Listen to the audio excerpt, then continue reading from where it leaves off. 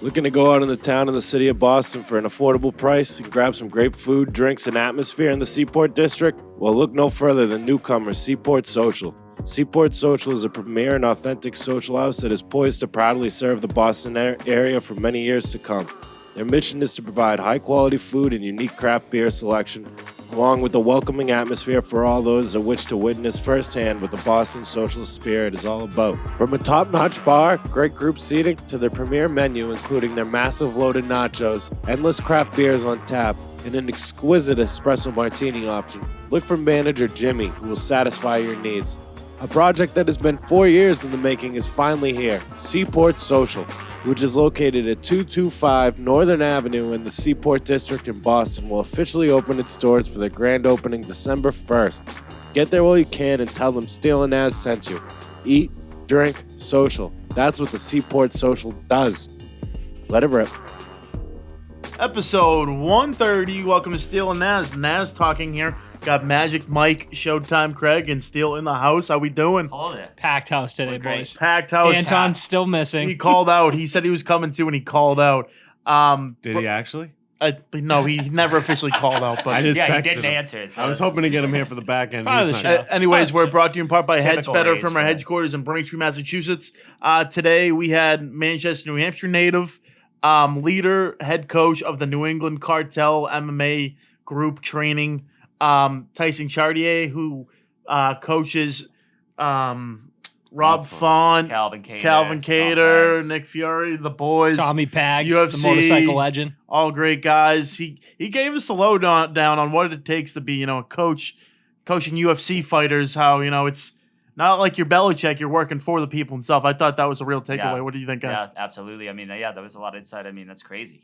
Yeah, You know, even he kind of explains into it about like it's not about whether or not I cared about losing. It's like the relief of the winning. 'Cause That same was the thing. weirdest thing to me Yeah. when he kept on being like, It's not like a your relief. team's not losing the game. Someone's getting the shit kicked out of them. You know what I mean? Yeah. So If you like MMA, if you're trying to, get into watching UFC, I recommend the interview. He kind of talked about the whole 9 yards of what it takes, even just watching, viewing, all different types of tiers in the sport. Afterwards, after 9 seasons with the Celtics, the Boston Celtics traded former captain now, Marcus Smart, R.I.P. for a couple picks. Long story short, Kristaps Porzingis comes to Boston. We'll give our takes on that. Won't be that big of a back end. It was a long interview. We're also going to talk about this Titanic submarine that, was pretty interesting. Rest in peace to the people who were on board. But, yeah, we'll get to that. And right now we'll get into the interview. I did say R.I.P. No, I know. Yeah. I'm fucking laughing. all the MMA time. coach Tyson Chartier, leader of the New England Cartel. Let's go.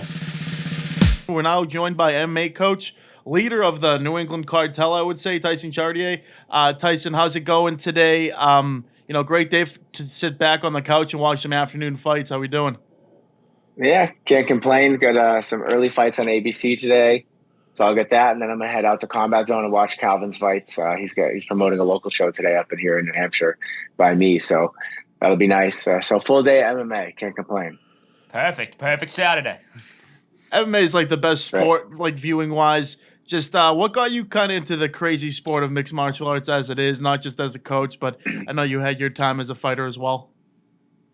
Yeah, I wrestled in high school, and then after I got out of high school, I went to college. I walked on, played lacrosse, and after I got out of grad school, I was just like, I need to do something competitive. And then, so I'd seen a couple of UFC fights or whatever, and I was like, I'll try jiu-jitsu.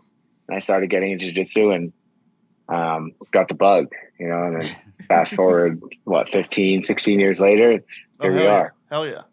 Now, what got you into coaching? Like, obviously everyone wants to be a fighter, but at what point were you like, all right, I should probably pivot to coaching, and, you really found your niche there with some, local fighters? I was always inclined to help, even in wrestling, coach a little bit. I'd always corner my teammates, during their matches, during tournaments or dual meets or whatever. I feel like I always had a good eye for telling people what to do. I was probably better at that than listening myself. So I always just had an inclination to enjoy doing it. And then when I was fighting, the gym I went to, guys like Rob were there. They still had white belts. I was a purple belt. I had already had a few fights. They were just green. And so a lot of those guys would just ask me for help with wrestling and then help with jiu-jitsu. And then, they had never really cut weight before, so help with cutting weight. And so it just turned into like, I was a few years older than guys like Rob, a little bit more experience. And then, so they just leaned on me for, more of like a mentorship. And then as time passed, it was like, can you corner me? And then can you get me this fight? And, can you watch video, help me get ready for this fighter. And as just time went by, more and more people were asking me for help, and injuries stacked up, and I had a full-time job at the time too. So I got my neck surgery right after my last fight and thumb surgery. And I was like, all right, I'm done fighting. I'll just focus on coaching now. And that was probably 2008. 2012, I had my last fight. Oh, wow. And, so then I just stayed in the gym and trained with my buddies and just started coaching more. And it just kind of happened very organically. And I actually love how on your team too, I feel like a lot of your fighters, they do help coach each other. Like, I feel like you're like almost like spreading onto them. Like, you always see them like very supportive, like whether supporting any one of your fighters coming up on a fight, they're always promoting it. You always see them in the corner. So what's it kind of like having your team mesh like that? It's good. We're a small team by design. We have a lot of people that ask to join the team that we kind of politely turn away. We're trying to keep the circle small so we can have those relationships and that close connection and the brotherhood. But everybody on the team, they provide something, like Nick's great with jiu-jitsu. Tom was a college wrestler. Calvin and Rob, they get that experience and they're that high level fighter. So they kind of like, they're able to speak to kind of the mental side of being in a UFC fight in those tough times on the fighter end. So I think everybody brings something different to the table.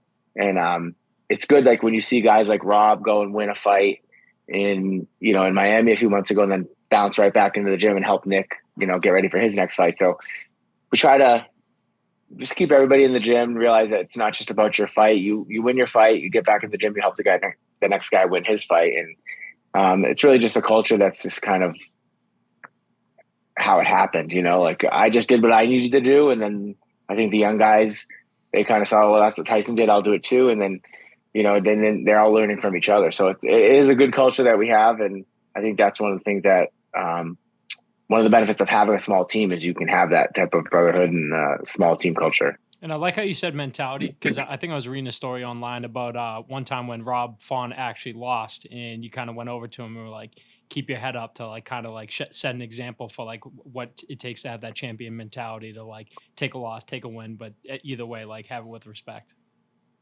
Yeah, I remember it was like we were right in the cage after we lost to Aldo, and that was obviously a huge fight for us. And we grew up being huge fans of Jose Aldo, and then getting to share the cage with him and for 25 minutes, like it was a pretty, we lost, but it was a good fight. And, definitely he hurt him, we hurt us. And, it's like, it was kind of like, damn, we just freaking went 25 minutes with Jose Aldo. But I could tell Rob was like real bummed, and we were all bummed. But like, I know Tom was sitting in the crowd, and I think Tom and Nick were both sitting in the crowd. And I just said to him, I was like, listen, like, keep your head up. You got to show these young guys how a champion loses. And, I just think there's lessons in every part of this sport, and you can choose to look at the glass half empty or half full. And I think if you try to, it's hard sometimes, but if you try to always look at the glass half full and have that reaction of, okay, like I know this sucks, but like there are takeaways from this, and I can lead the younger group by setting a good example. Let me spin it back to, when you were transitioning from, being a player to a coach. Because it's not every day that I know you worked out at the same gym as Rob, but it's not every day, a coach goes in within, 3 to 5 years, gets 2 premier guys in the UFC. Just kind of walk me through what it was like, officially being Rob's coach and eventually on to Calvin. Well, it was like a weird setup before we broke off and started our own thing.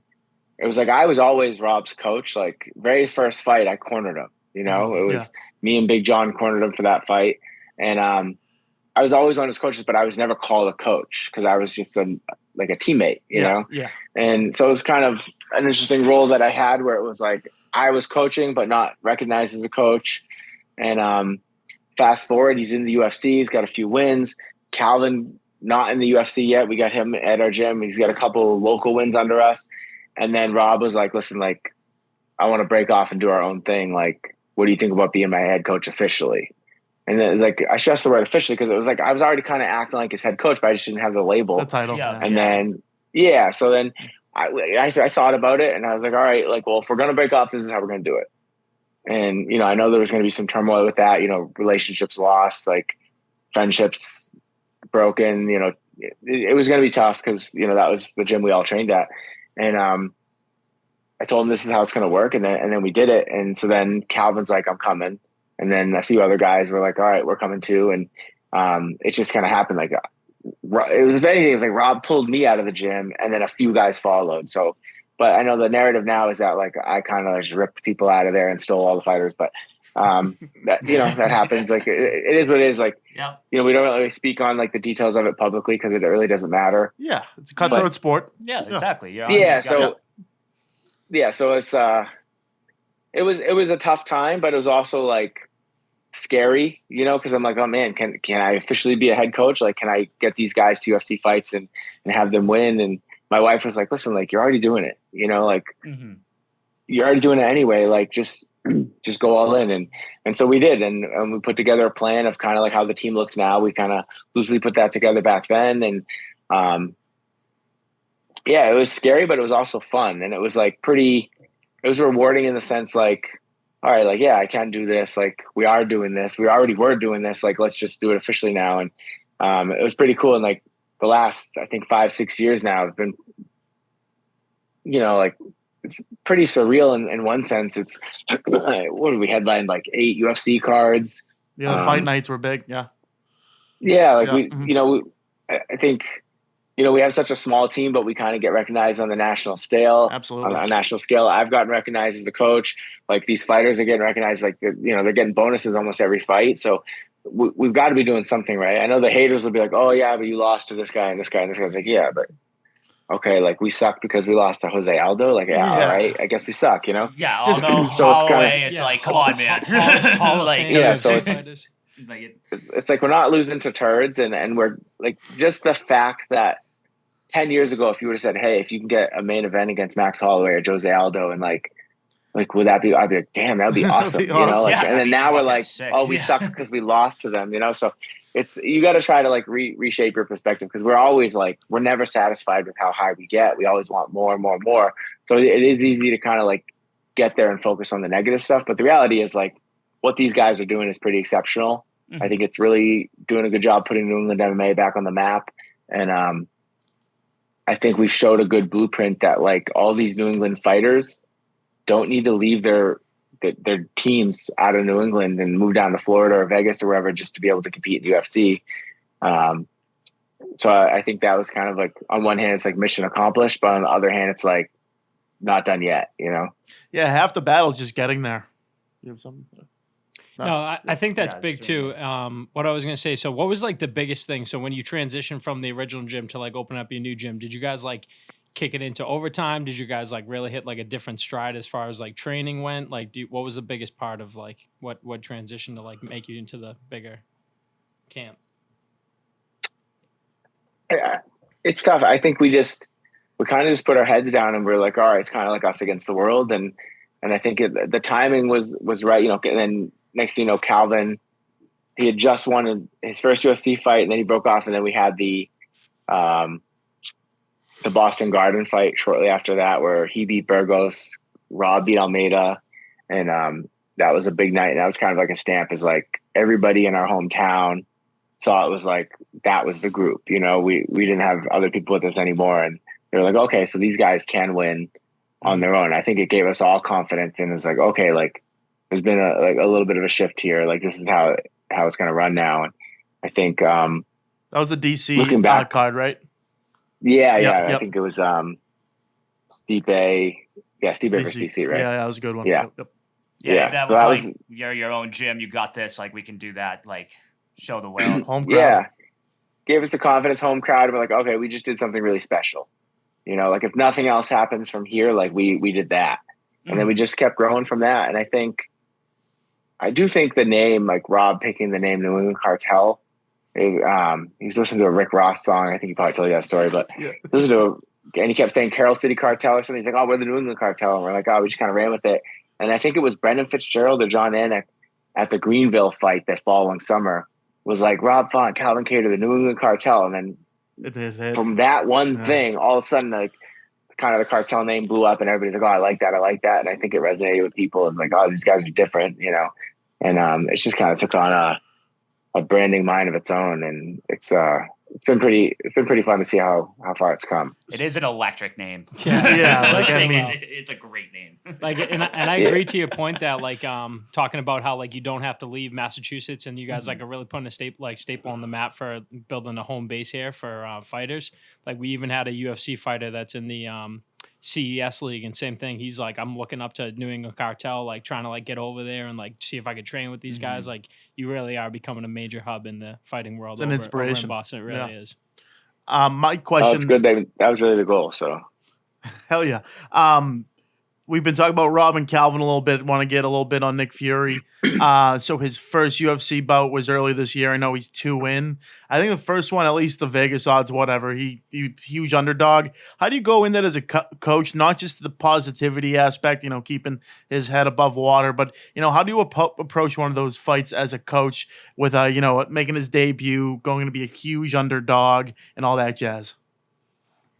Yeah, no, I think at that point you're just trying to like a lot of it's off the first reaction. Like I kind of gauge how I'm going to react because it's not a one size fits all approach.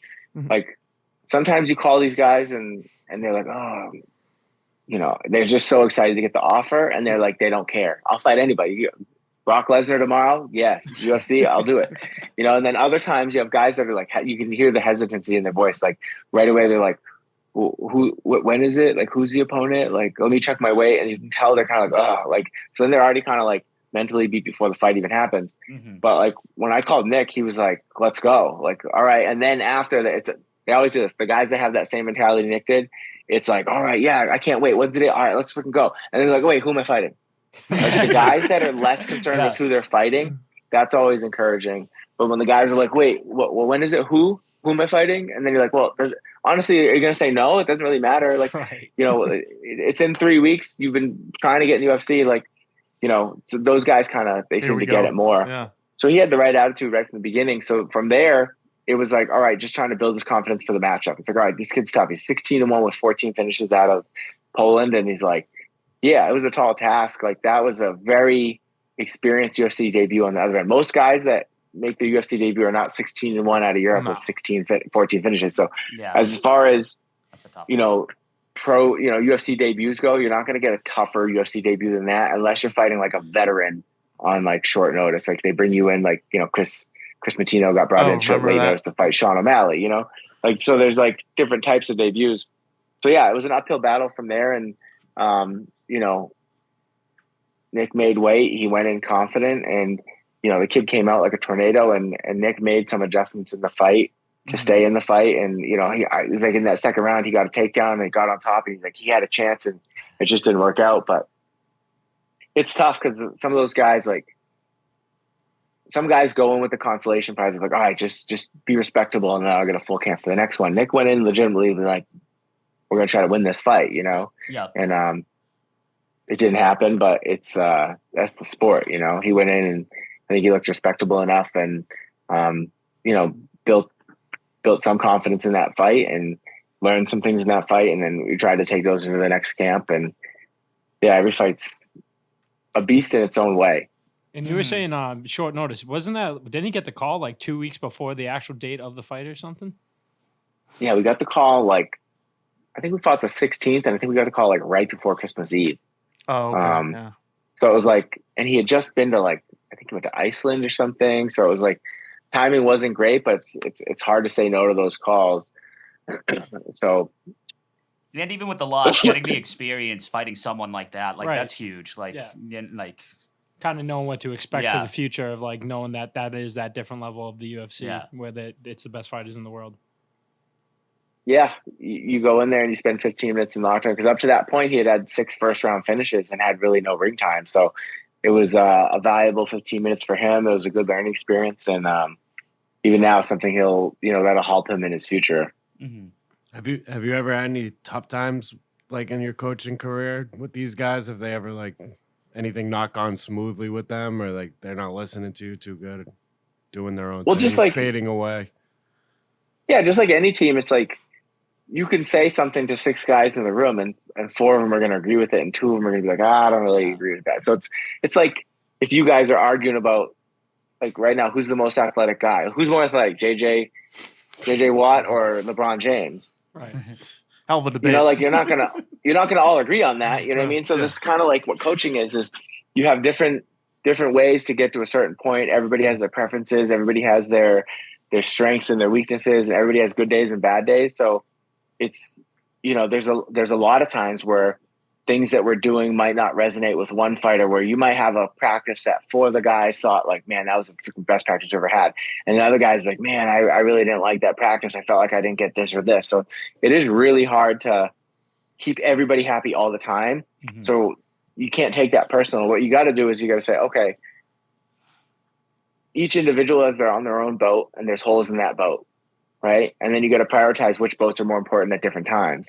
And now my job is to fill those holes in the boats and just keep every boat floating great. And like, that's kind of how I look at it. Is like, yeah, like we all have holes in our boats. I have a hole in my coaching boat, you know, but we all have holes, but like which boat is up next, which boat has the priority, and like what holes can we fill in that boat? So like this guy over here that doesn't have those holes, he might be like, oh, this is just review. I'm not learning anything new.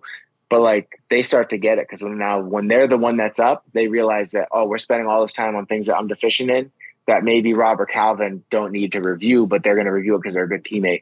So it's like, it's a balance, you know, like I got to understand that some of these guys are going to have bad days. They got to understand that I'm going to have bad days.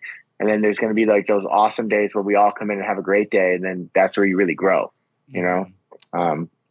But yeah, I mean, and then when you travel with that guy, you know, guys that many nights per year, and you're flying and you're in these stressful environments, you're sitting in traffic and rental cars that you don't know how to use, and you're trying to, you know, you can't remember the keypad to the Airbnb, and everybody's mad at each other and everybody's tired. So yeah, like little flare-ups happen, but I think we're all such good friends that like when those little things happen, we kind of just like maybe we bicker for a second and we kind of laugh about it. So yeah, there's definitely tough moments just like on any team, but like we're all professionals, and you know, we get around it. You know, no one really holds grudges or anything like that.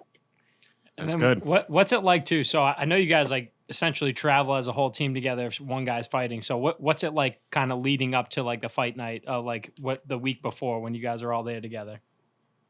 So depending on when we go out, like you know, a regular UFC fight week is you'll fly out on Tuesday and fight on Saturday. So it's really just like get there, check in, meet a day on Tuesday, meet a day Wednesday, weigh-ins, you know, cut weight on Thursday, weigh-in Friday, fight Saturday. So it's like very busy. But like with Rob and Calvin, those guys are at the point where they like to kind of get out there, stretch their legs a little bit, maybe a week early, you know, at the very least, like go out there the Friday or Saturday before that original Tuesday. So you get an extra weekend to be in the host city and just kind of adjust to whether it be time changes, the weather, the client, whatever. Sometimes we've gone out 2 weeks. You know, I think for the Aldo fight, we went out 2 weeks early just to adjust a little bit. Cause you know, we were out there for Thanksgiving for December fight. And, on those times, it's like the first week you're out there, it's a training schedule. You're doing one hard session a day and then maybe a team jog because you're kind of tapered down on the training. And then it's a lot of like grocery store runs, movies, maybe team jogs. Not your typical stuff in Vegas, right? Yeah. You're not going to the Strip. It's like, I think we've been to every freaking Whole Foods out there. So, and then do you guys like before the fights? Like I know like Mayweather has his like white like party or whatever the night before his fight. Do you guys like have a ritual the day before a fight, or is there any like specific dinner you guys do? Or no, so it's just sometimes it depends because sometimes when on a fight night you'll just have the weigh-in from 9 to 11 in the morning and the face-offs. But if you're on a pay-per-view, then you have to go to the ceremonial weigh-in. That's with the crowd at like 4 or 5 p.m. So that kind of changes the whole schedule. Oh. Really, after weigh-ins is you're trying to just rehydrate and get your weight up and rest, you know? But we'll generally do like a small team dinner, like just the group. We don't do like a big thing, maybe a team dinner. Like a lot of times, because it was COVID so many times that we were in those host hotels in quarantine, we would order like Cheesecake Factory, you know, we'd all sit in there. And half the times we were main events in those. So we'd have the ESPN cameras with us. So we'd be like pulling tables because we have 4 hotel rooms, pulling tables from one hotel room into the other one, have like a big team dinner with like 8 of us and order Cheesecake Factory takeout. And that kind of became our little tradition. And even when we were in Austin last year fighting Emmett, we ordered cheesecake to the to the house. Get So the carb load going. Yeah, you got to get that brown bread. Yeah, Everyone knows yeah. Like the whole team will eat. The whole team will eat crappy, but the fighter just kind of eats the food that the UFC gives him, and then just kind of hangs out. So, nice. How about post-fight? Any traditions? Little victory celebration or something? It depends. Like, there's times where they will go out or they won't go out, or like, when it was quarantine, you couldn't do anything anyway. Yeah. Like for example, in Miami, we were staying at an Airbnb off, not at the host hotel. So we had I think UFC sent a Suburban to pick us up after the fight.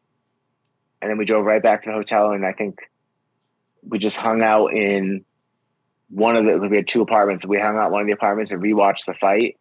And then everybody went to bed because we had an early flight. So it's like, Rob is there with his kid who's like 4 months old. We're all there. Like some of the people get their girlfriends there. It's like, I never go out because I'm just, at that point, I'm just like so relieved. Like you don't enjoy the wins. You just relieved you didn't lose. It's a very vicious sport. So it's like, I'm just so relieved that my job's over. Like, I'm like, all right, good. Let me just decompress. I go back and just like do nothing. So I usually just kind of go back to the room and chill. Get to relax. It's perfect. Some of these guys are different though. Like Sugar Sean after this fight in Boston, I guarantee he's not going right back to the room to sleep. Oh, if he gets a W. I mean, win or lose, I bet he'll booze. But what can he do? Yeah. In Boston, not much. That's Probably what I'm encore. saying. Like the fight ends at 1 p.m. Yeah. Right? He'll be at All the encore, bars I gotta close think. at 1 or 2. Yeah, because I think we're probably going to stay at Encore that week. Instead of staying at the host hotel, we'll just probably go to Encore. And so it's like everything closes. That's true. You can't really have an after party because all the bars are closed. So usually what ends up happening is you go to like whatever the host hotel is where everybody's staying, and everybody kind of just congregates in the lobby and like kind of just drinks or orders pizza or whatever in the lobby. But like, we try to not be around the big group. We just kind of like want to stick to ourselves. Like we'll probably be at the Encore after the fight, just hanging out. But yeah, I mean, you can't.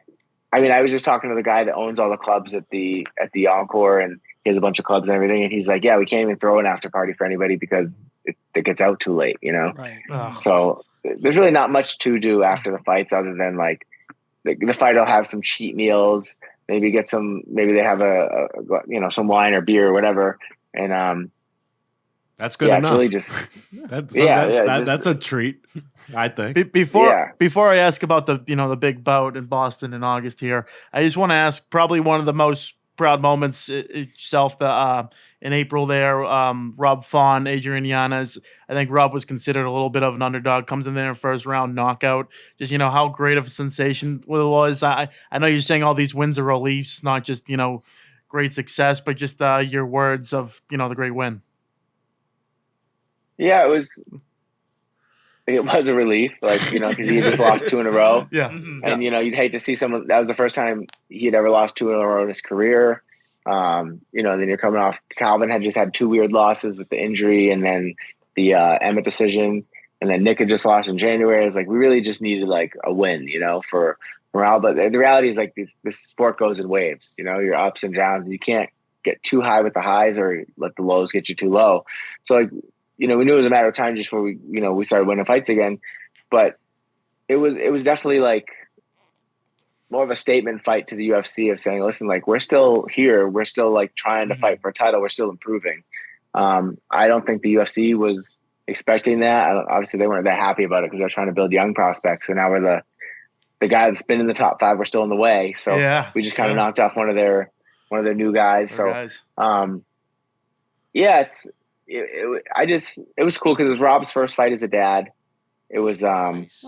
That's great. Get big underdog fighting so far back. I think we were 6 at the time or fighting number 12. So it was kind of like, don't let this guy steal our number. And it was good because it was just, you see all the comments going into it. The big underdog on DraftKings. A lot of people saying that Rob can't hang, his chin's gone. He took some good shots that fight. It was fine. Yeah. So it was, it was pretty validating that like he showed what we all were still thinking, that like, listen, like Rob can compete with the top 5 guys in this division. Like if you gave Rob, like if any of these guys pull out or whatever happens on this card in Boston, Rob could fight any of these guys for a title and win. But any of these guys can fight Rob and win. This is just how that sport is. Like it's a dog eat dog world. That's a tough division. This is.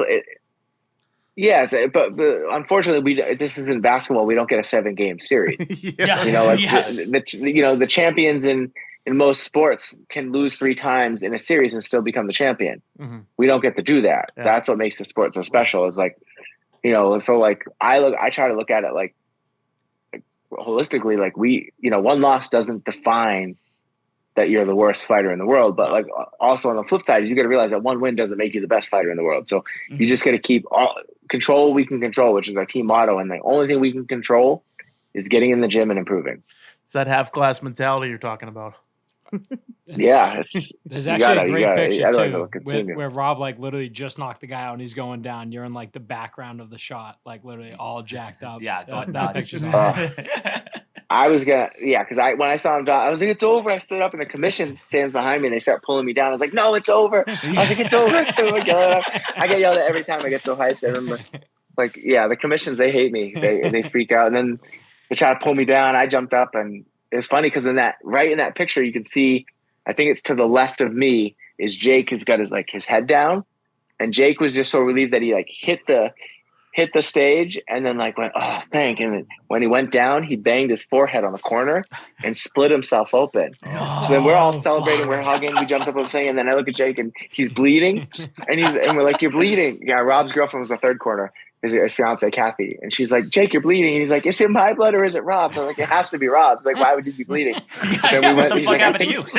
Yeah. So Jake came out and he's got a rag on his head. He's bleeding. He's cut himself open, but. Yeah, you're just those moments, man. That's it's like anybody could feel that feeling. Like, man, if you could bottle that up, because that's the stress going into it, the stress during it. Mm-hmm. And then immediately after that moment fades, everybody jumps into, okay, what's next? So you have that one split moment before the decision's even read. Because once that decision's read, Joe Rogan's like, all right, what do you want next? So there's that it ends up being probably 2-3 minutes with the injury and then the commercial and then coming back and the announcement where you get that euphoria where you're saying stupid stuff, you're yelling like a girl. I always get made fun of, people around you like, these guys are crazy, but it's that 2 minutes of just euphoria where you're like, whew, we did it. It happened. I'm not stressed about anything in the world.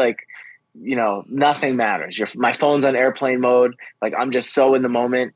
And yeah, man, I'm getting goosebumps thinking about it. Those moments, because when you don't get those moments, you're getting that moment where you're walking back to the locker room first when they're getting interviewed, and you got your hand on the fighter's neck, saying, "Hey, man, it's all right."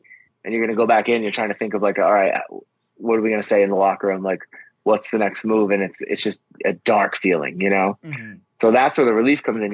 You get that euphoria, but then it goes into the stress of what's next. But then the euphoria leaves and you're just so relieved that you don't feel like the other people, right. Because the minute you guys don't see it, but the minute we leave the arena, we walk out, we slap hands with the fans, whatever, and we go through that tunnel, right through that tunnel, the black apron, there's 2 little rooms set up that are just curtains, little fake rooms. And there's doctors in there. You see the doctors, they look at you, but you're literally a see-through black curtain right behind where the fighter sits is the other fighter sitting with his back to the black curtain. And you're hearing them about all the injuries they have. And you're hearing their coaches are giving the conversation that you're glad you don't have to give. So it's you're just reminded, yeah, I'm glad that's not us, And right side of the curtain. It's yeah, we're the right side of the curtain. So it's tough, man. That is tough. So I was gonna ask, if not your own fighters, do you have a favorite UFC fight as a fan that you've ever seen? Favorite moment other than your guys, but it can be your guys too. Man, I mean, one of my favorite moments was the UFC 220, the Boston card where Rob and Calvin both won. Yeah. And it was and it was obviously for somewhat selfish reasons too, because it was going into that, it was privately the narrative in our circle was through people that don't like us anymore was oh, he's not a head coach. You're never going to succeed with him. You guys I can't believe you're going with him. And even people that were my old teammates that kind of stayed on the other side, they were throwing shade too. So it was validating in that standpoint of like, all right, well, we just beat an undefeated Shane Burgos, who's a beast, right? Mm-hmm. And a Thomas Almeida, who was, I think at the time 22-2 or something like that. And it was still a very scary guy to fight, especially coming off a loss. So it was very validating for me as a coach that night. But it was also cool getting that pop out in Boston when Calvin, knocked out Burgos and the crowd just went insane. And then he got on the microphone and said, TB12, baby, let's go. And I just felt the crowd yell. You're in there and you can feel it like in your chest. And there's that. But as far as other people fighting, I don't know. Man, I was back-to-back Jacks in the hometown. I mean, you get that. Yeah, that takes the cake. That's something. Yeah, and then I was at the when Usman got knocked out by Leon. Me and Calvin were sitting like third row, right by the cage. Oh, wow. That was a pretty surreal experience. Like seeing that, like history being made. Like that was like, wow. Like we just saw like something crazy happen. Emotions, that was unbelievable. Could you hear his corner in the time? Like obviously they have those videos of like how inspirational his like coach was to him. Like give it everything you have. Like you're in the middle of the fire. No, you can't hear that. But like what we did hear though was like Usman's daughter was sitting like 5 feet to the right of us with his family and stuff, and that was hard because we're all like, dude, like that sucks that she's seeing this, Yeah. That's like real life stuff. So that was hard, and we were sitting all around the all the Killcliff teammates were sitting like right by us, so they were all devastated. So it's tough, man. The sport's brutal. We knew we were witnessing history, but it was like you just felt bad, you know. You guys see behind the curtain, so you actually know what's going on instead of just what's on the broadcast. Yeah, and Usman after that was literally like, I was beating him up, and then I just like woke up in an ambulance. It was like, like Christ. I got to ask about UFC 292 in Boston in August here. Probably one of the best cards of the summer, if not the best. Rob's fighting Yadong Song. Sterling O'Malley headline the whole thing. Just kind of give me your overview of how great it is to have this awesome of a main card, loaded card in Boston, and then just a little preview on Rob's fight going in off a big win. It's funny because you guys look at it differently than I do. I'm like, man, this card's loaded. It's gonna be that much harder to bonus, So it's like you want one of those crappy fight night cards where people are like, this is the worst card ever. We're like, good. Let us have the worst card ever. That way it was like, if we have a halfway decent fight, we get an extra 50 G's because the $50,000 is a lot of money to anybody. I don't care if you make $1 million a year. $50,000 is a lot of money. If someone walked up to you right now, you make $100K a year, and someone walks up to you and says, hey, do you want $100? You're gonna be like, yes. Damn right. So it's like $50K is a lot of money. So the bonuses do play into that, but yeah, so anytime there's like a stacked card, I'm like, oh, the bonus just went down by that percentage, like chance we don't get a bonus. Wow. But and then you look at how stacked the card is, and then you wonder about card placement, because the card placement also affects, following, how much press you're gonna get, and then also like likelihood of bonusing. So, there's a way better chance of bonusing on a big card if you're on the top of it versus like the early prelim. So yeah, it'll be interesting to see where we're placed on the card. I assume that we'll still probably be on the pay-per-view. But if I'm guessing, I'm assuming it's 2 title fights, and they probably put Cejudo in that.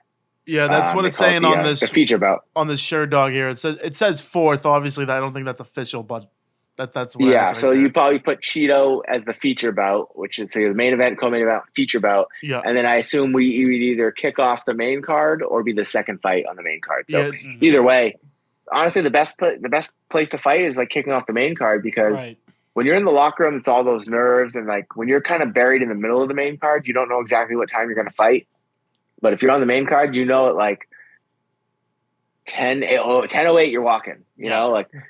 And then there's predictability on that. So like the warm up is way smoother. There's no like, oh, the fight just finished. Hurry up. Like we're going to walk in 2 minutes. Like, so there's more predictability. There's value in that. But at the end of the day, like it's good to have the card back in Boston. We're excited that a lot of people locally that haven't really got to see these guys fight because of the pandemic, and then we've been fighting away. People will get to come, but it just thinks that it is a pay-per-view because now it's like so expensive for tickets. Oh, crazy. So like people that really do want to come out and support Rob, that like have supported him this whole time with, buying t-shirts from the website, stuff like that, and, want to support the cartel. Like it's that much harder for it because the nosebleeds are so expensive, and everything's, I assume it's going to sell out pretty quickly. So Can you get a good view from the nosebleeds? Have you ever watched a fight? I think you can. You can see better at the UFC than I'm pretty I thought. close to mine. Nosebleeds was like 220, 230 recently. 350 right now. Front row's 9,000. I mean, that's ridiculous. I'm a front row guy. I've literally sat front row, and I've also sat back end. The difference is like the energy. You know, you get like obviously when you're in the front, you feel like the yelling and you look around more, but like most of the time you're still looking up at the Jumbotron to see what's going on. Like if they're in I've literally sat in the front row right behind the commentators, like they call them the Dana White seats. And like half the time I'm looking up like, oh, what position are they in? And I'm looking up at the Jumbotron. So it's like, it's just being there, feeling the energy, seeing the walkouts, they dim the lights. Like, you know, it'll be interesting to see because we're fighting at home and we're walking second to like, we get that like hometown walkout where they dim the lights, have us walk out the other tunnel.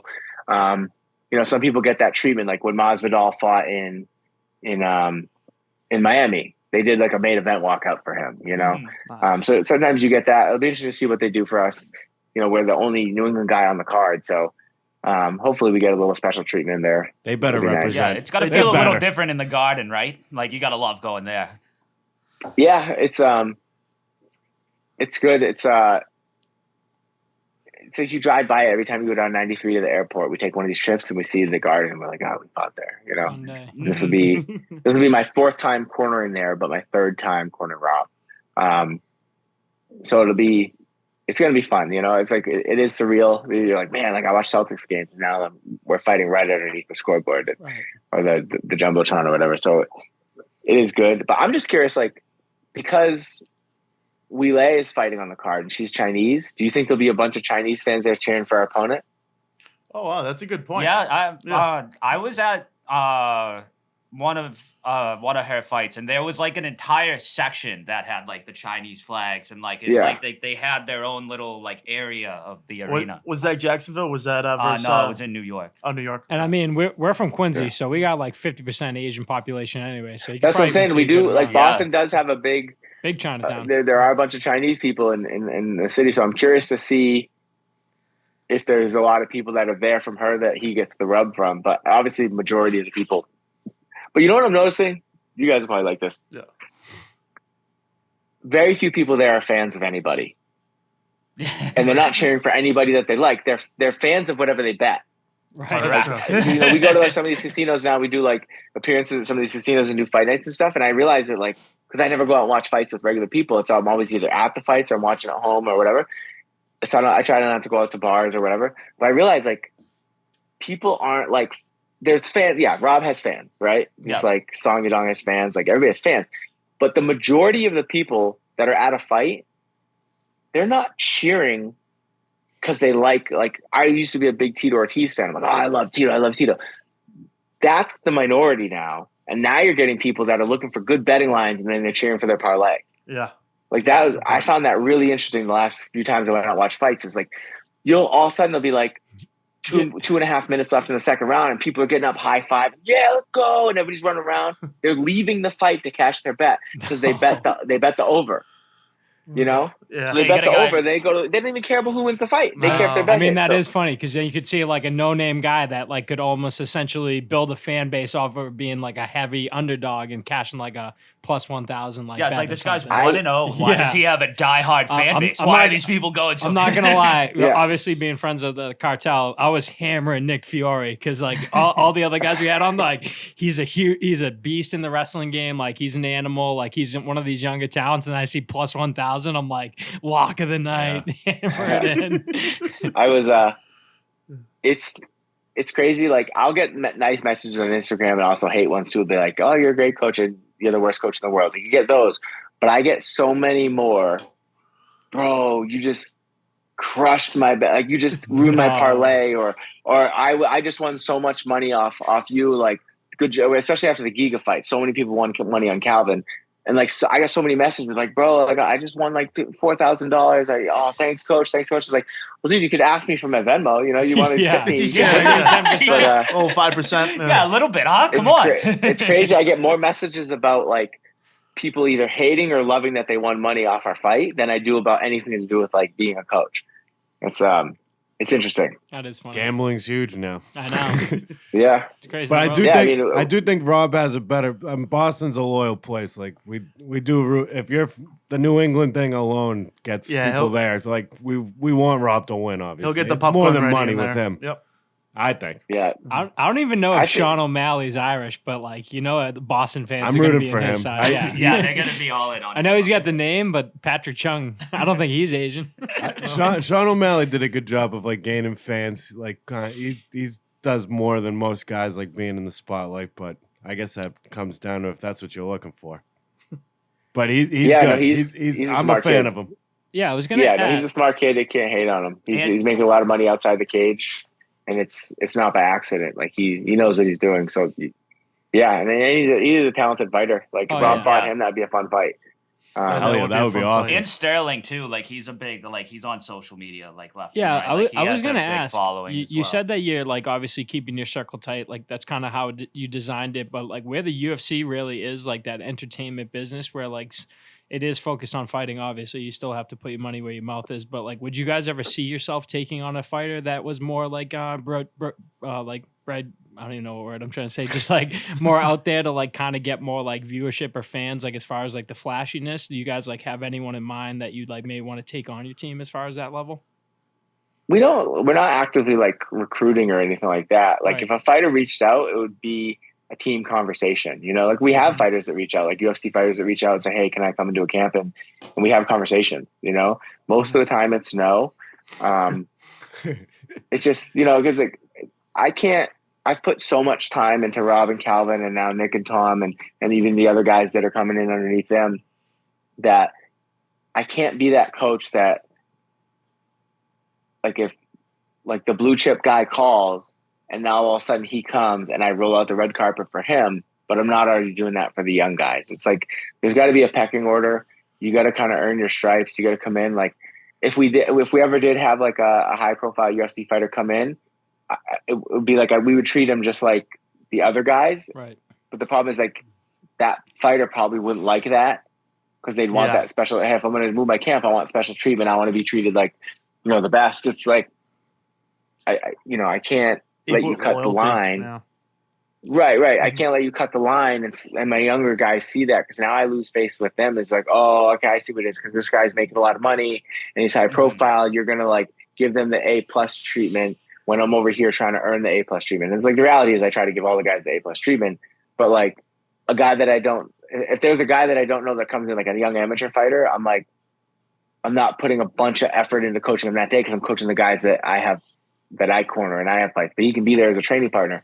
But if all of a sudden that big high profile UFC fighter comes in and now I'm like paying all this attention to him in class, the younger guys are going to see that. They're like, oh, okay. So he acts different when the big names come in. Like I see how it is. Right. So it's like, and I see a lot of coaches make that mistake. And then the younger fighters get disenfranchised and they're like, so let me get this straight. Like I've spent 6 years with you grinding, being the body for these other high profile guys, waiting for my turn. But this other guy can just come and cut the line and get things that I don't get. And I get why coaches do it.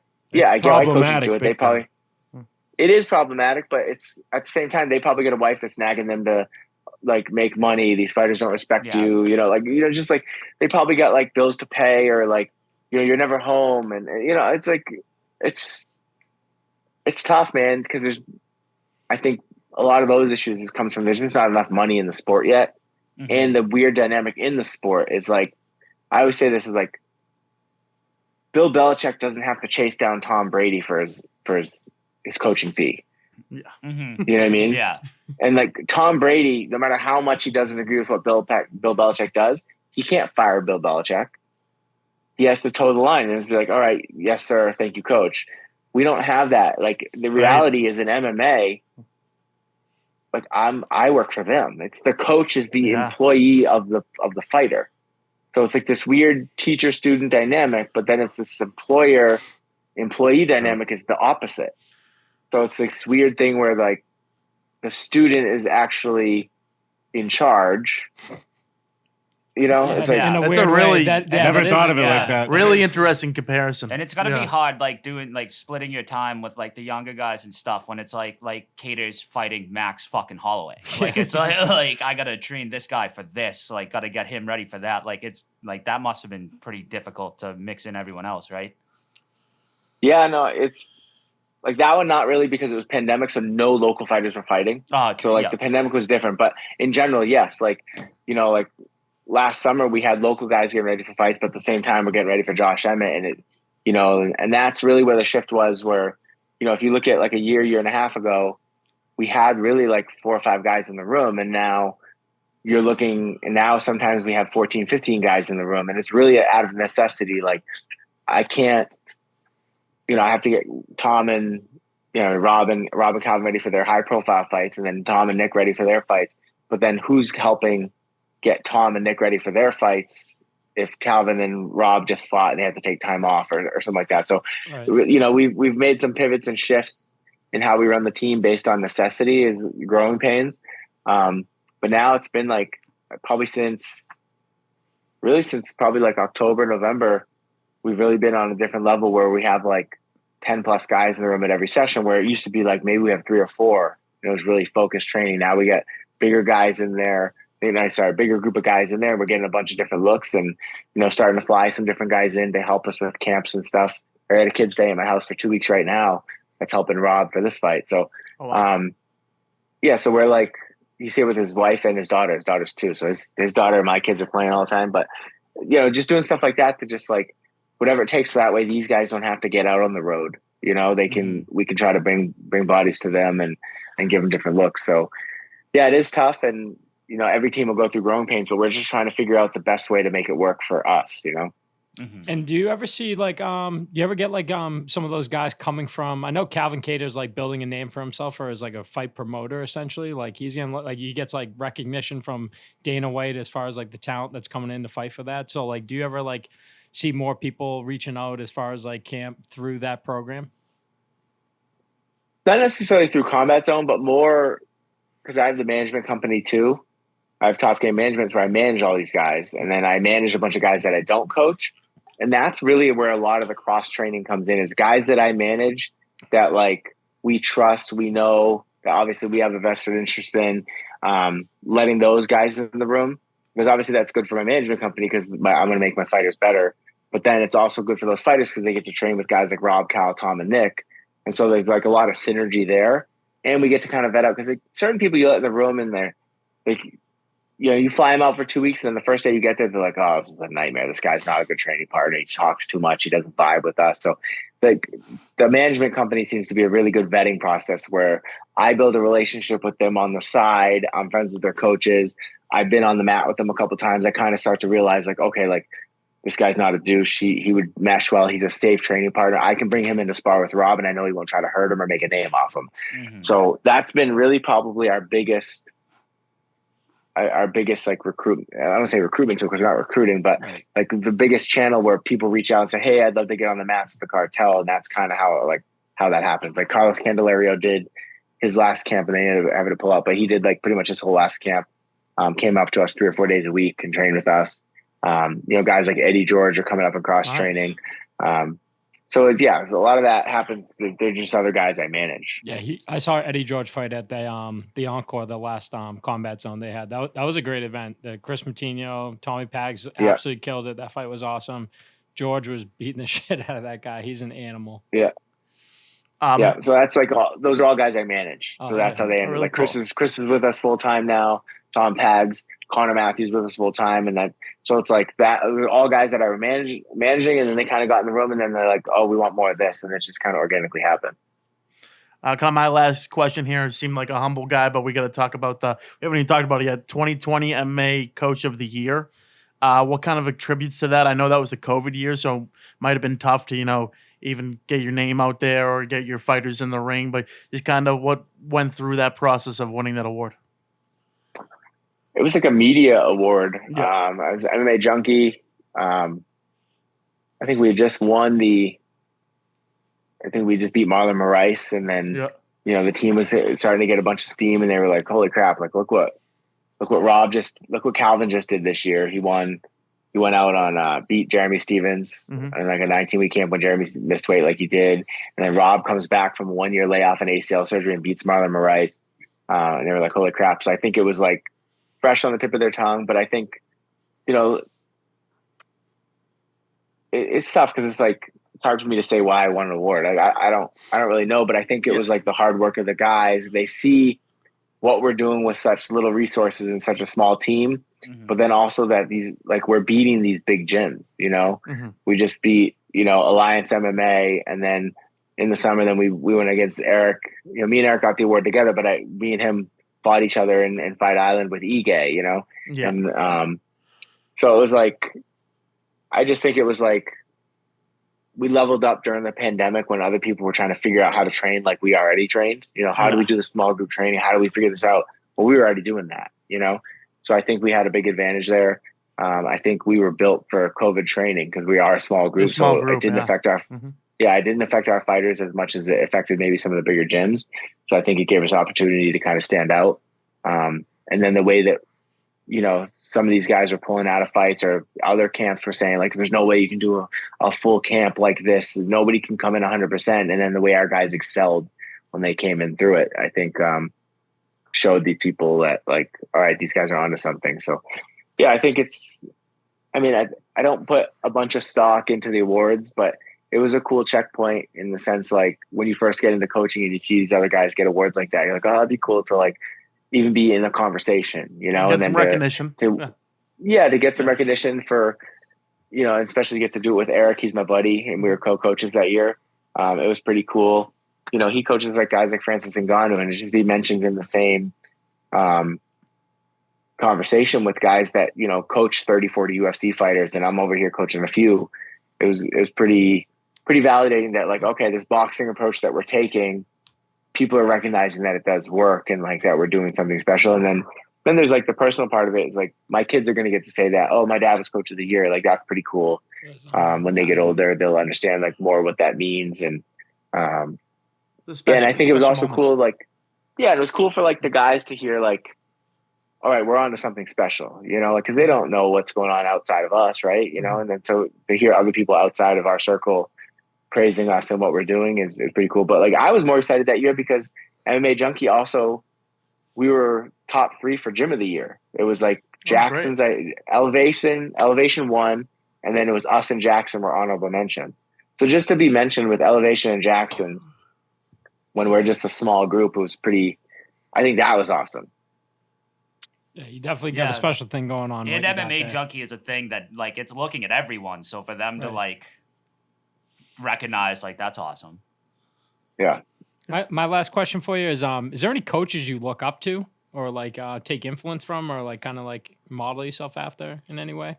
A lot of them. Like I don't know that I necessarily like model our system after them because like we're small group training where a lot of these guys they have bigger gyms and they have different responsibilities. But like me and Eric Nixick probably talk like a few times a month on the phone just to bounce ideas off each other. Like usually when I get a fight for Calvin and Rob, I hit up him. He does the same thing with like guys like Ige. We'll just kind of bounce ideas off each other. Like, what do you think about this matchup for this guy? And the boxing coach out there, James Gifford, he works with a lot of guys. He works with Ige too. He used to work with like Forrest Griffin. He's from Boston. Talked to him a lot about stuff. Sean Madden, he's out in Denver. He used to be Corey Sandhagen's like Muay Thai coach, but he still deals with some fighters. Like he has a lot of good insight on different things. Like if I'm like, man, like I don't know what's going on with this fighter. I'm having this issue. Like what? I'll call him and pick his brain. He's been a really good resource in that. But really, those are kind of the guys. And then there's like a lot of small coaches that I'll talk to when I see them and stuff. But really, I think those are the ones that like I'd say on the most part that I would reach out to for advice or ask their opinion on things or. And then there's a bunch of coaches that I'll text, during fights, like when they win or lose. And I still text them when they lose too, just say, hey, sorry, coach, I was pulling for you on that one. Cause it is a small fraternity that we're in. Yeah. And then some coaches don't want to play that game, So there's some coaches, just like any sport, there's some coaches that like keep themselves.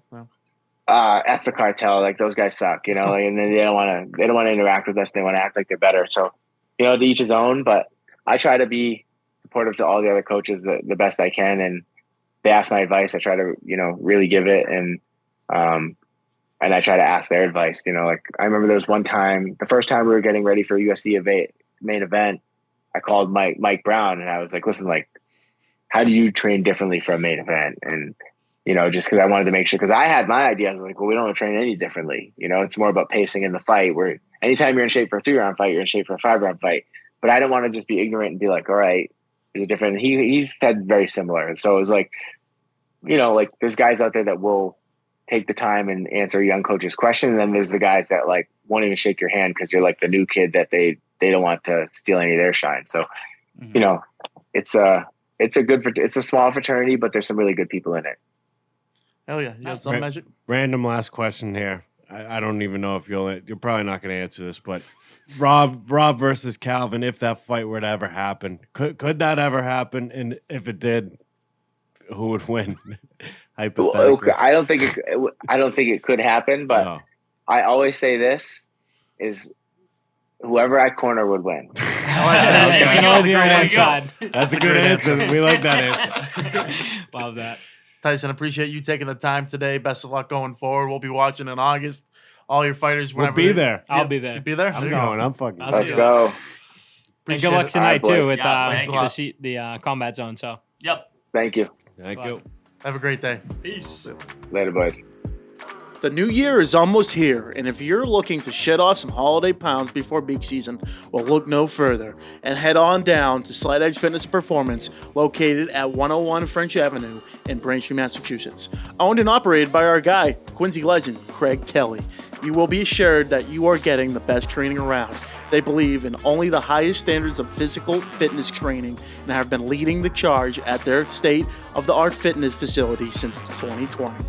Their staff is actively enriching the lives of members and creating a community of like-minded people who love being healthy and strong. They are helping you to get in shape and teaching you how to maintain your health and fitness. Group fitness classes as well as one-on-one personal training sessions are available. Make sure to visit slightedgefit.com and also follow them on Instagram at slightedgefitness and set up a consultation today. If you're looking to get back in shape or trying to get a slight edge on the competition, this gym is for you. Check out Slight Edge Fitness and Performance, located at 101 French Avenue in Braintree, Massachusetts, and tell them the boys from Steele Nazz sent you. And that was the leader of the New England Cartel, MMA coach, 2020 MMA Coach of the Year, Tyson Chartier, taking his sweet time out of his beautiful Saturday afternoon schedule to communicate with us.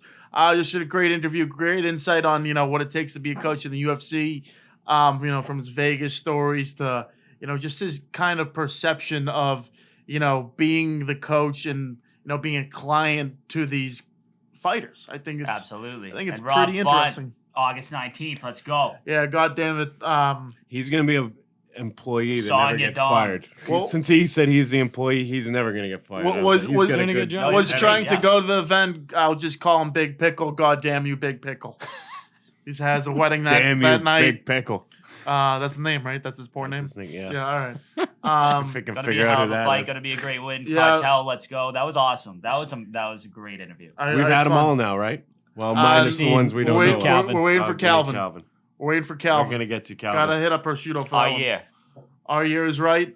Not Marcus Smart's year, as after a tough exit in Game 7 of the Eastern Conference Finals, the Boston Celtics pivoted off the Marcus Smart, well, how should I say, committee, and traded Marcus Smart to the Memphis Grizzlies, and in return got Kristaps Porzingis, the Grizzlies' 25th pick in the 2023 NBA draft, which, by the way, changed into 7 future second-round picks.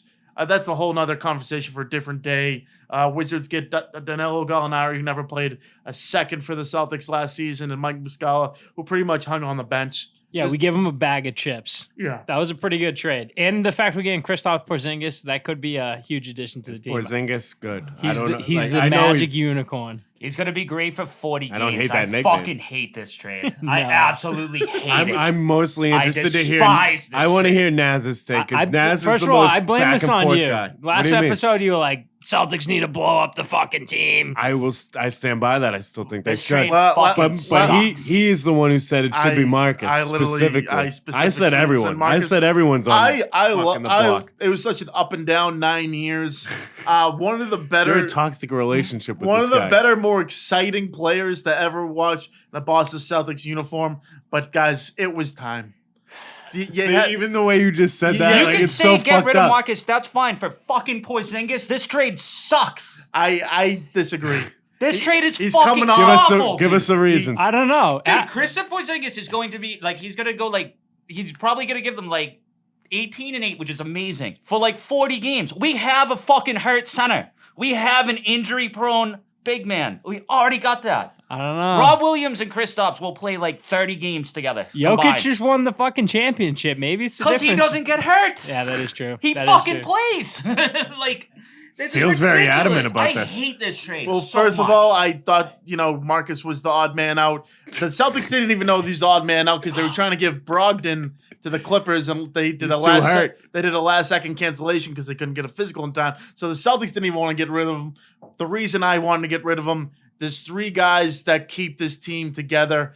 And it was He was one Jason of 'em. Tatum, Jaylen Brown, and Marcus Smart. And I felt like you needed to switch things up a little bit to get it going. And who's the odd man out of those 3? It's no question Marcus Smart. He's going to be great for that Memphis Grizzlies team. He's going to bring a lot of tenacity for that team. But bringing in Kristaps Porzingis, who's coming off his most healthy season, played 65 games. That's a lot considering an 82-game schedule. That's Averaged not 23 That's and not 8. a good sell there. That is- You're not selling me. I'm gonna You give- just told me he played 65 and that's really good. 65 out of 82 games. Well, where the fuck's he going to averaged- be in the championship? nowhere. he'll be He's in the not playoffs. going to be there. He averaged 23 and 8.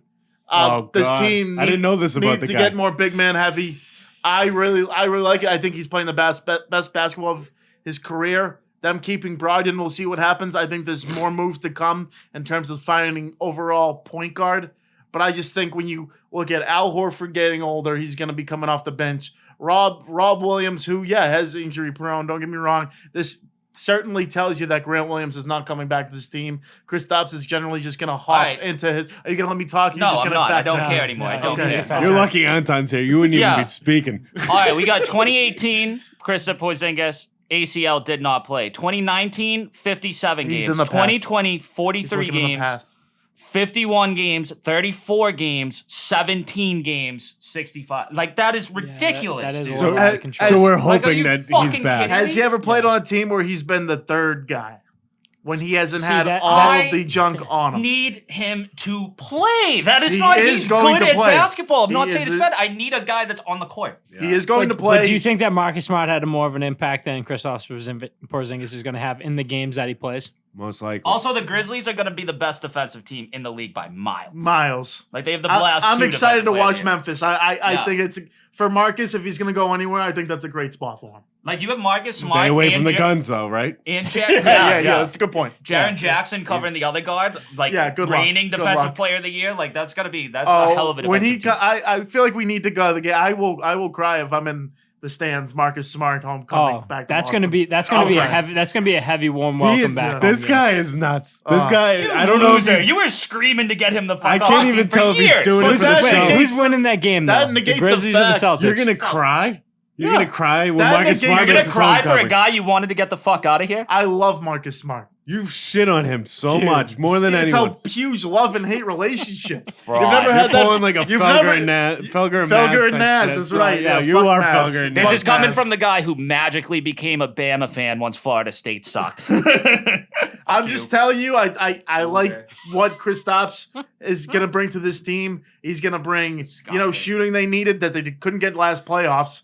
That he's going to get, the ball around, the pick and roll. I don't love that I love haven't it. heard this guy's name in years. No, like in there's the a NBA, there's a taller guy in sweatpants on our bench. like That's I all know we've got in who this he fucking is, trade. but I also don't. gonna Like, start. what's he been doing? Like, has he been on winning teams? No, Does he no. help Like you said, win he hasn't, games? he hasn't really been playing. No, he has he's been been bounced around. He's a been little bit. basically the guy on two teams. Where- He played with Luka and he played with the Wizards with Bradley Beal.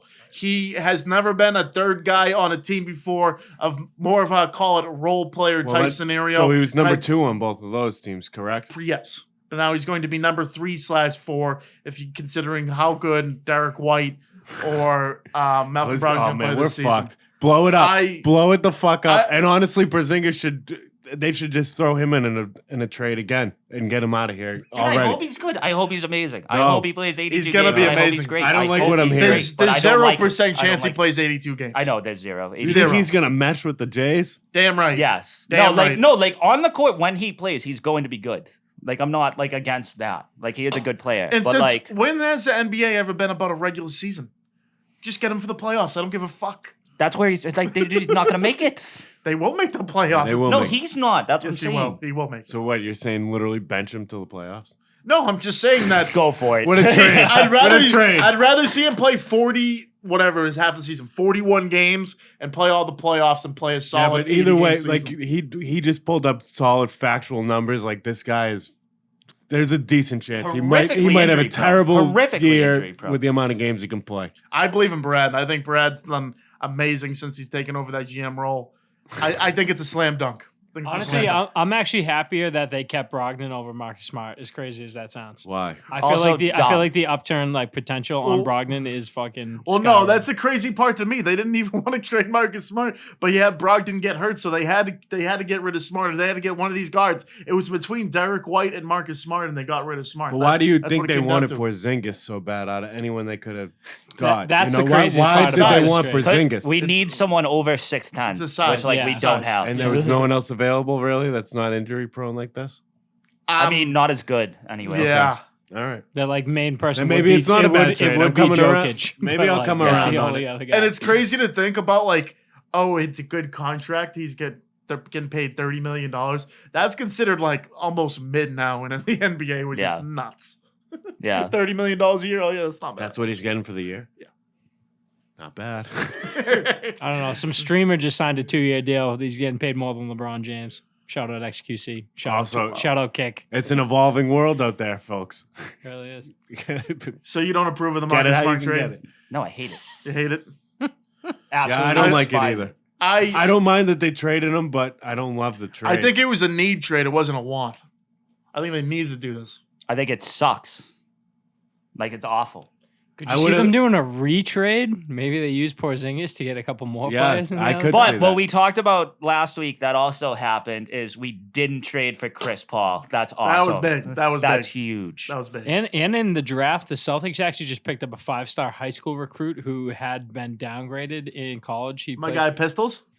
Is that yeah. Pistols? Yeah, literally pistols. Like Lee? Yeah. He got drafted? No, yeah, literally badly. And I guess coming on I guess soon. that's one of Yeah. the biggest steals I'll of the miss the draft so far. So that could be good news for the boys. Pistols leading the league in Cy Young Award voting in the softball league. Is Dude, he playing? Oh, yeah. And Pistols What just won the team? Cape Cod Water Classic with the Club. boys. He Pistols pitches for the Water it Club? might- Oh it my mi- God, It that's might awesome. be Pistols year this year. Wow. Pistols here. Speaking of our year, shout out the Irish pub, state champs in darts. Oh wow, On that's Thursday clap it night, up for 'em. state champs, baby. Let's round of applause. Let's Yeah, clap it up God for bless them. it. Yeah, I might even do one at the Irish for a fucking congratulations. I'll do one for the Yeah. Irish. All right. Victory Listen, sweaters. Irish. Victory sweaters. Gotta Yup. love it. Congratulations, guys. Yeah. Yeah. Good job. Good job. Bagpipes Looks like you didn't Sunday on need me Thursday. after all. What did you say? So it looks like they didn't need me after all. I'm low-key the best dart player in the land. The land. When The he's land. dialed, he's dialed. I've seen it. Craig, I've When known he's dialed. if I've known know you what for I a mean. long time, and I know you're prone to doing some crazy fucking things. Would you ever go in a fucking submarine and travel to the Titanic? Literally, that's probably the top of my list of things I would never do. Would you go to Mars? No, if I walked in, that guy had a Logitech controller. I was like, first of all, I'm a PS5 guy. Like, you can use my old controller. That guy was fucking out of control. Give me a wireless thing. Fuck. Yeah. Like that guy literally was gonna pull out a controller cord and be like, hold up, my battery's died. Like that guy was out of fucking control. That's literally how it got down there. from that controller? Dude, a Logitech controller was the control system for that. That guy spent $250,000 to build that thing and then was charging $250,000 for people to be on what a maniac. Dude, up your fucking budget, pal. Like, yeah, that guy wasn't prepared at all. He's going to jail, yeah? He's got He was on the fucking submarine. He's extremely dead. He's dead. Yeah. No, he got executed.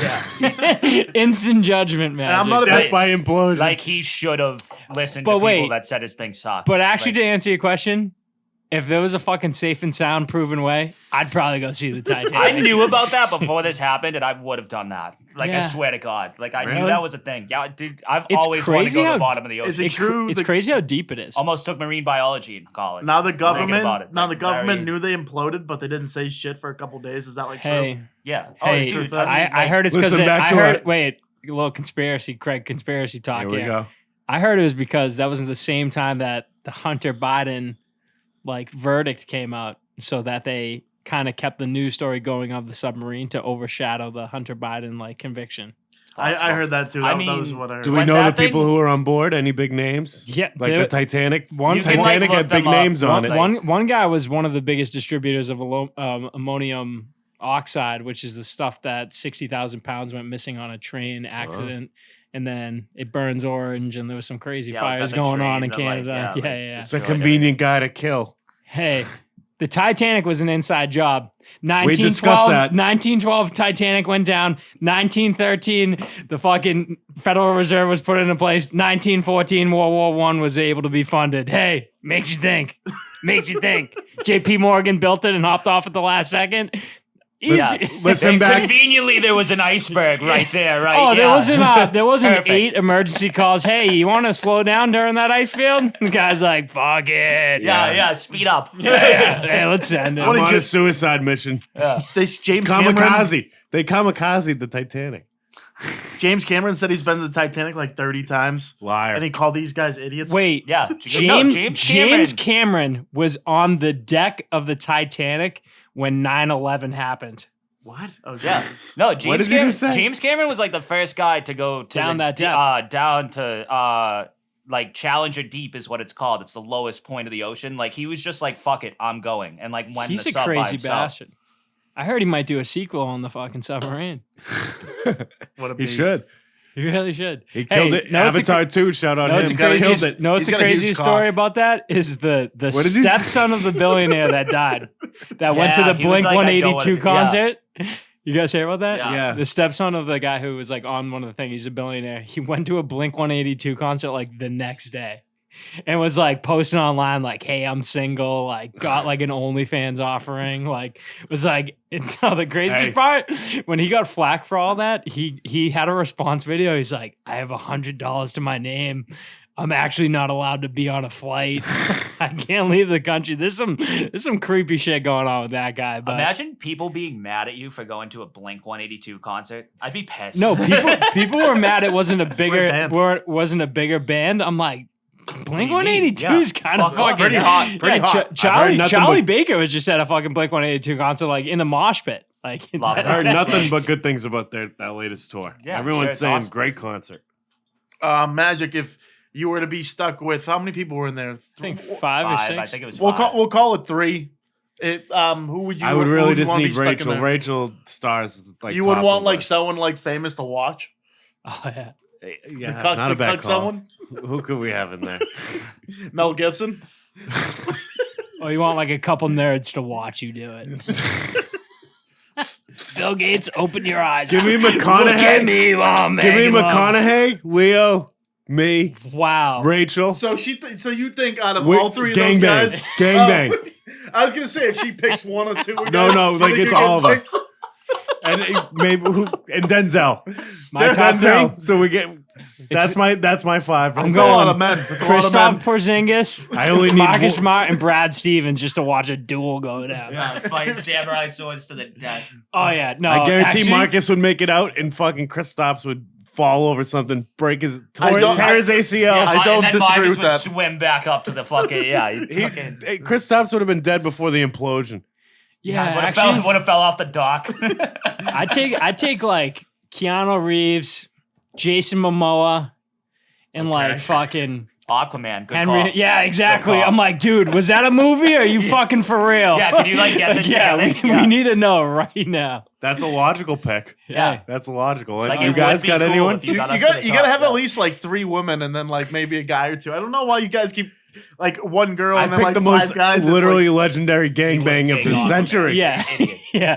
Wait, first of all, how many girls are going down the bottom of the sea? There was no girls on that fucking submarine. No girls like, hey, so I'm going shopping this weekend. I'm going to go fucking look at the Titanic. Was That's there any already girls crashed. on there? No. Oh, Yeah. Yeah, I wonder if they. yeah. Come I wonder on. what they did do.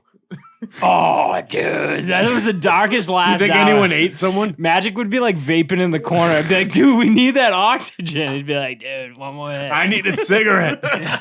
Yeah, let me open the window. Boom.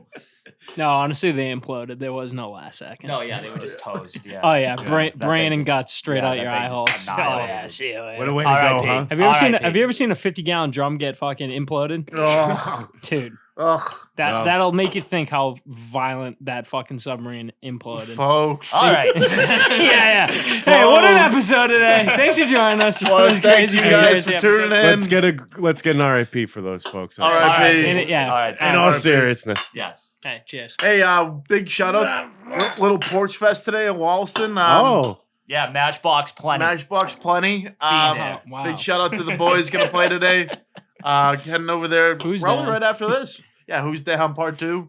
Who's down? I got a content influencer networking event, so hopefully I get a little couple Showtime Magic interviews from there. Hell Maybe yeah. some sports people. You never know. Show See doesn't how it stop. goes. That's why Show- Showtime. party Showtime. keeps Anyone going. at that event is worth coming on here. Oh, yeah. Anyone. Oh, yeah. Showtime and Pride Time. That's later on. Let's Also, fucking go. LSU is going to kick Florida's ass tonight. Little College World Series Hey, action. that'd be shout sick. out LSU. How about that homer? That was That a walk off. electric. That Oh. was unbelievable. Game of the year. They took out like one of their best pitches. First pitch, just on the corner. Just Dinger. yeah. Yeah. I haven't heard that in forever. What Should a we turn. shout out Anton for being an absolute bummer? Rays Not suck, answering any of us. loser. It's 1:30 in the afternoon. I don't even think he's Is he alive? There, He's there not might even need to worth. be a Squanto check-in after. He's not even worth like a conversation. Hey, where's Anton? Free Anton. Free Anton. Free on time. Someone dump some milk on that guy. Big shout out to Hedge Better, Justin, making this all possible. Also, big plug here to Slight Edge Fitness and Performance at Brain Street, 101 French Avenue. Craig Kelly, he'll do it for you. If you haven't, you really got on the weights, cardio, running, he'll figure it out. Does by he have a mobile app now? mobile sauna? Hey, and even if you aren't working out, I know a guy, James Cesaro, runs marathons, still uses the Slight Edge Fitness program going on. So He happens to be a piece of shit, but it's okay. I like those type of people. Craig's guy. Yeah, Craig's guy. actually, I rethought my submarine. Ted Bundy. Yeah, you said some Jeffrey murders. Dahmer. Yeah, we just see who's the toughest Yeah, one. Ted Bundy, son of Sam. Bunch of fucking- cannibals, whoever makes it out Yeah, alive. Charles and Manson, fucking Yeah. full strip of fucking Yeah, sunshine. the cast of Wrong Turn too. Yeah, speaking of people who need a lawyer, also the law offices of Patrick J. Foley. Get over there if you need some help. Guys cracking deals. Close left down and some right. house. Got Real Estate Magic right next to me. Real He's estate also magic back in the building. We're still dogging on Seaport Social. We're dogging hard. Done. Don't go there. done. See Please don't ya. go there. That's But all. if you do, say hi to Anna. That's all from If Steele she's Nazz. even there. Episode 130. That's a wrap. Be safe out there and have a day. Happy Saturday. Porch Fest, Porch Rocker.